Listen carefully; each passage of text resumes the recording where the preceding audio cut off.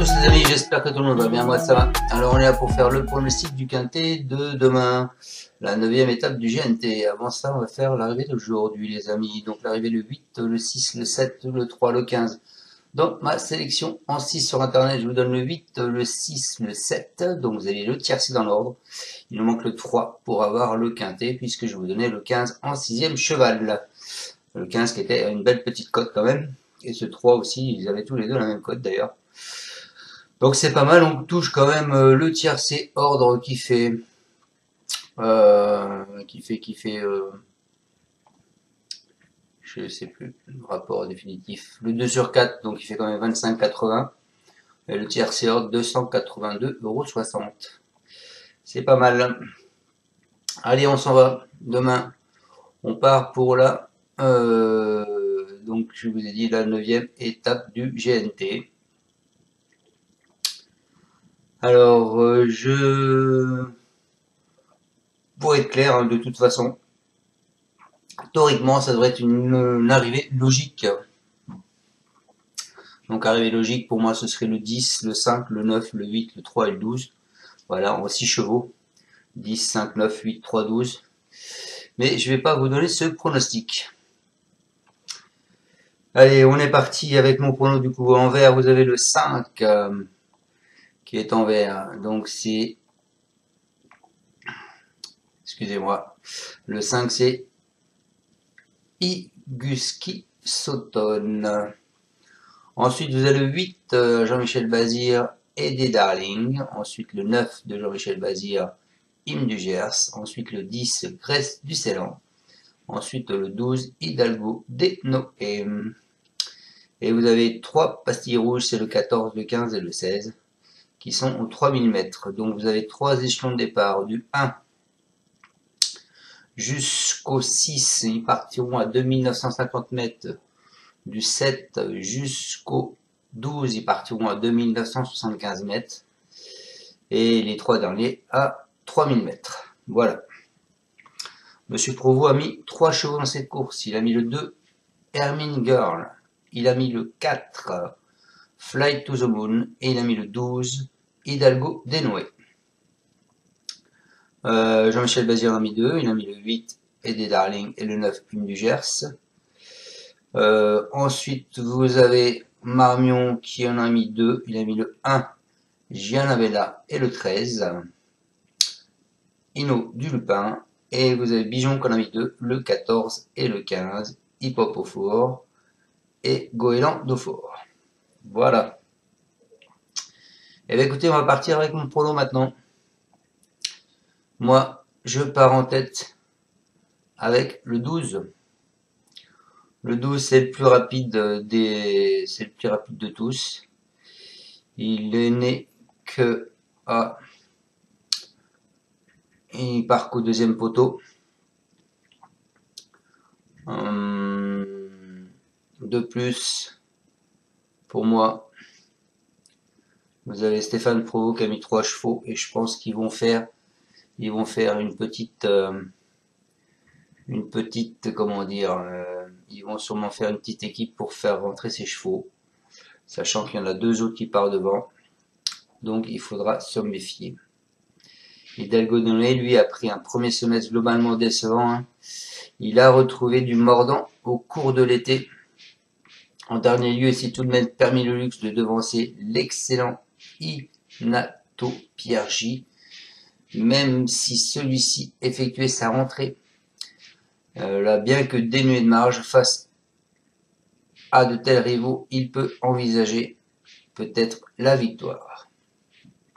Sachant qu'en plus, il est quand même dans les chevaux les plus rapides de ce quintet avec le 11 et le 15. Ensuite, écoutez, je vous ai mis son deuxième cheval à Monsieur Provost. Je vous ai mis le 2.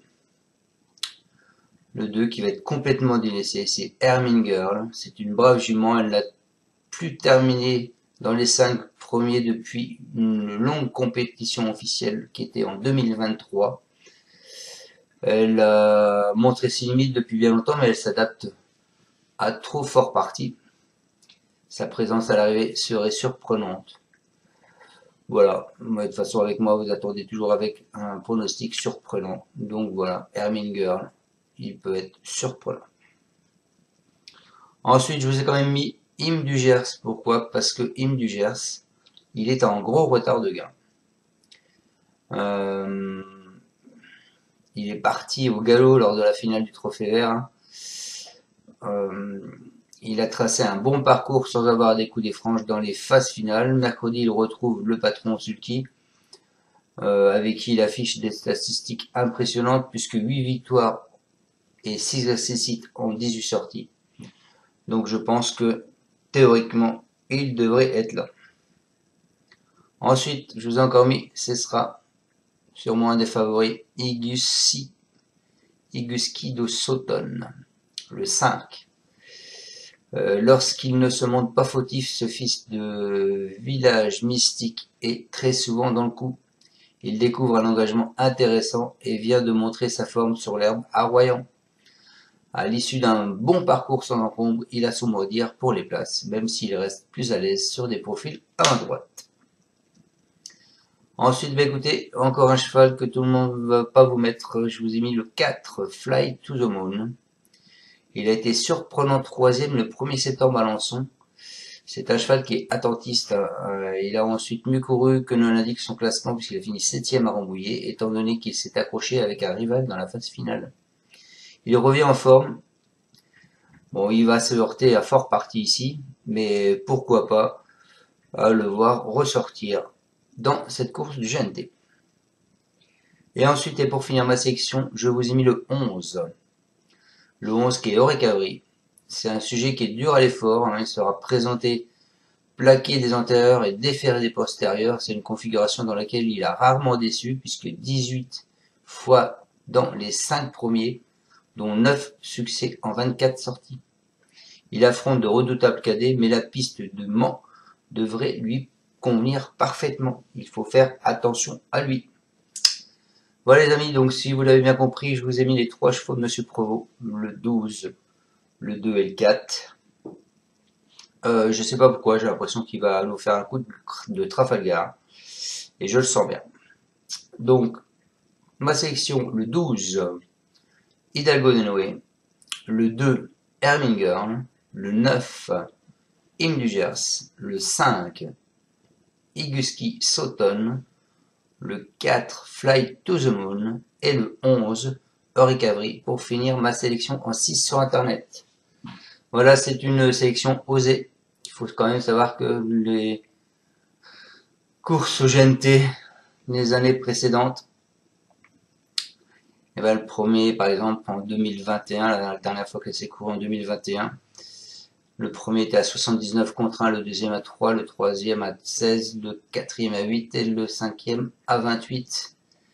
Et il y a 2017, elle s'était courue aussi. Le premier 24 contre 1, 27 contre 1, 60 contre 1, 3,5 contre 1 et 6 contre 1.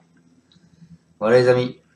Donc vous faites comme vous voulez. Donc je vous répète mon pronostic qui devrait être logique. Ce serait le 10, le 5, le 9, le 8, le 3 et le 12.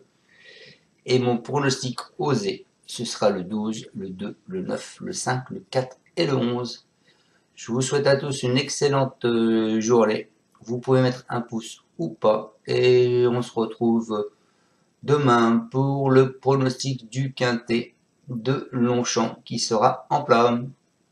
Ciao ciao à tous, merci de me suivre.